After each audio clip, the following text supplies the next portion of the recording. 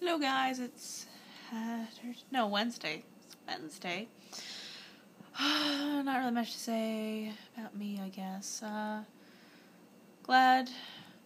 It's too bad that the Alexis of the Jeremiah thing didn't really turn out the way you wanted it to, but I'm just kind of jealous that, like, you have really nice friendship with a guy. I haven't had a nice friendship with a guy since, like, preschool, before it became uncool to, like, be friends with girls or anything. Oh, I forgot about Hayden, too. Don't tell him that I couldn't think of him. It would be smart to stop the video and to start a new one, but I'm not. I just don't think of him because I don't see him, really, ever. It'd be nice to have, like, a nice friend that lived close to me anyway. But, one friend, like, in preschool, then, a friend in high school. It's still not a really good average. But I'm glad the Fallout videos are entertaining. But yeah, the narration one was fun because, I like thinking about my media. And yeah, like the internment camp, it's, because China and the U.S. were, like, the big, like, rivals by the time the war started. And I don't know if it's just that they were the two, like, most technologically advanced, or at least, like, the two countries that were the least worst off at the time.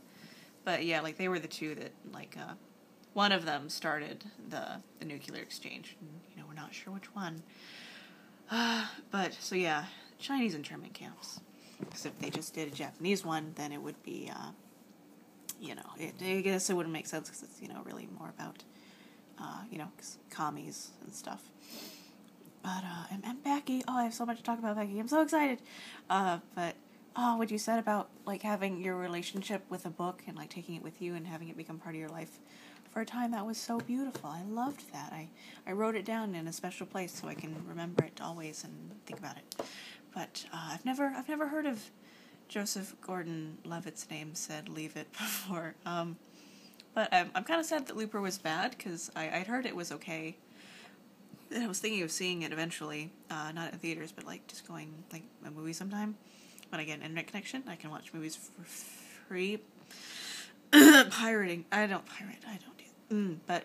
But I like Bruce Willis, too. And it made me think, because Bruce Willis was a guest actor in a couple of the Friends episodes when I was watching. I was so excited because I didn't know he was going to be on there. And it's funny because it's when Ross is dating one of his students. And it's like, oh, and then, she wants me to meet her dad. Her dad wants to meet me. And, I think it'll be okay. And then, like, behind him, Bruce Willis walks into, like, the coffee house. I'm like, oh, my God, it's Bruce Willis. Ross, run, you're going to die. And it was so fun because I'm like, oh, my gosh, he's going to die because it's Bruce Willis. Run, Ross, run. It was horrible but beautiful at the same time. It's great. I like Bruce Willis. And I love that he was, like, a total hard-ass kind of dad, but then, like, he just has this extremely gooey, mushy center that's, like, annoyingly gushy and annoying, but, and then Cloud Atlas, because I was talking about that, and it looks so good, and I don't remember if, like, I mentioned, because, like, I'd seen previews, and it looked really cool, but then I listened to, like, part of a review of someone, like, they were reviewing it on YouTube, but they were like, if you haven't seen it, don't even listen to this review, just go and watch it. So I only watched, like, a bit of it, and he was just going on, like, I can't believe it's so good. Like, I can't believe that it was greenlit to even be made. I can't believe that, like, it was a mainstream, high-budget Hollywood film instead of, like, a little indie film. And I can't believe it has A-list actors, and I can't believe it's so amazing. And then it's a book, too, so, like, I think I'm going to watch the movie first, so it's just, like, I don't know, like, I'm unprepared for anything, and I'm just, like, open for it. But I really want to read it, too, like, afterwards. And I was laughing so hard at your Life of Pi story, because I'm like, oh yeah, because in the book, and then you're like, oh yeah, and then in the book, and it is kind of hilarious. But I think the thing with Richard Parker, where you're like, who is Richard Parker? Wait, did they mention that? I don't think they mentioned. I think that's intentional, because that happened to me too when I read it through the first time. And then, yeah, I was going to mention that World War Z is going to be a movie in my last one, but I forgot it. But I'm so disappointed with this one, because it looks so awful.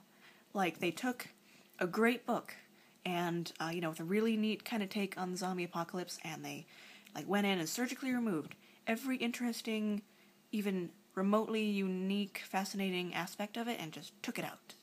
Get out of that movie. So now they're just back to, having like every run-of-the-mill zombie apocalypse film ever with, you know, slightly better CGI than, like, the last one. And it's just, it's like, why did you do that? Like, the only reason it's even called World War Z is just because you thought the name sounded cool, basically. Because I thought it was going to be that Brad Pitt was, like, the reporter who's, like, basically compiling the book. But, you know, there wasn't any aspect, like, any mention of him, like, being a reporter in the preview, so I'm not sure. It's just, I'm very wary because in the book, like the point of the book really is the like how humanity is affected. You know, it isn't really the zombies themselves. You know, if that makes sense.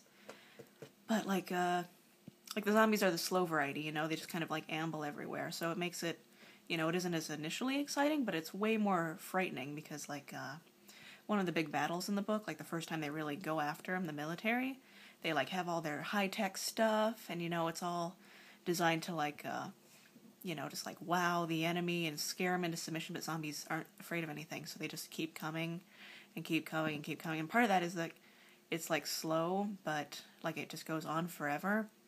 So eventually, like the humans get worn out. They're like, okay, well, we're obviously all going to die now. But then, like in the preview, they're all just, you know, zombies running around like they do in half the other movies. And it's like, no, you're doing it wrong. So I don't know about that. Like I think I'll probably still see the movie sometime, but I don't know. On that one, at least, the book is still going to be way better. So I don't know. Like if you want to see the movie, then I would say probably see the movie first because the book's going to be way better. But what else? Oh yeah, I think it'd be fun if Becky, if you did a game. I'm not sure about a Nancy Drew game just because it seems it's so much of a like sit down and think it through by yourself kind of game. That might work though. I mean, like I would be really interested in like watching a playthrough of you doing like one of the Amnesia ones. Like I think that would be hilarious, but just because I like watching people being terrified as they're playing games. But, you know, speaking as someone who's trying to be nice, instead of just wanting you to be terrified, yeah, I think that would be fun.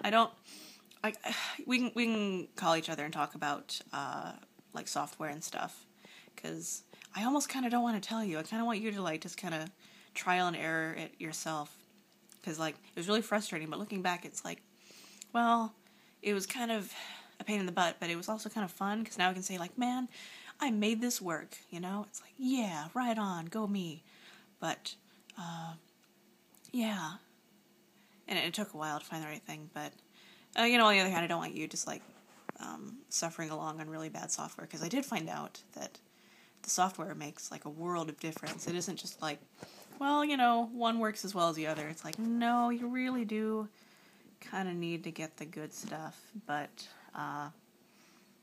yeah, we can talk about that.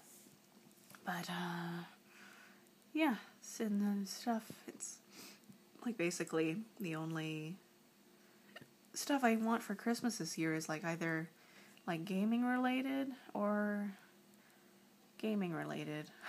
Really.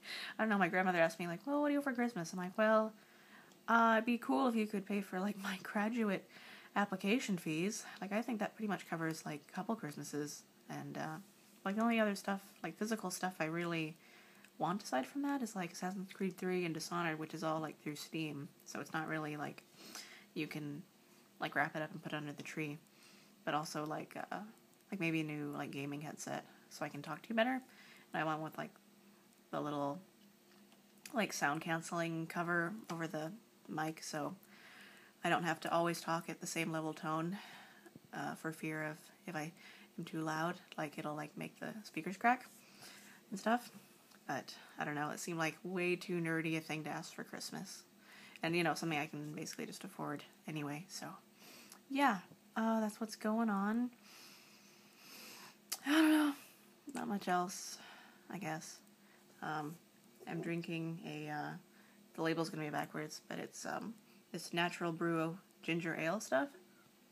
And it's really good. I've never had a good ginger ale, but it actually tastes like ginger. It's fascinating. Like when I took the the cap off, it kind of bubbled a little bit, like not like shooting out, but like enough that it would have gone slightly over if I hadn't been sipping it out, and it tasted like ginger made into bubbles. I'm like, this is magical. But yeah, I've been doing a lot of kind of Asian themed cooking, and I've been cutting up a lot of ginger. I'm like, this tastes exactly like ginger. Well done. But yeah, because I've been craving a lot of root flavored sodas because of Sunset Sarsaparilla, which is really nerdy. So I'm gonna stop the video. Nothing else to say.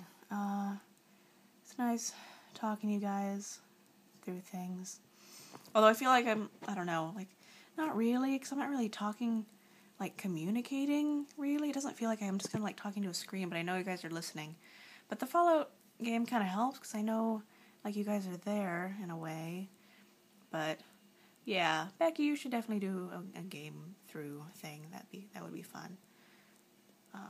Yeah, and then we would get to hear more of you, and it'd be great.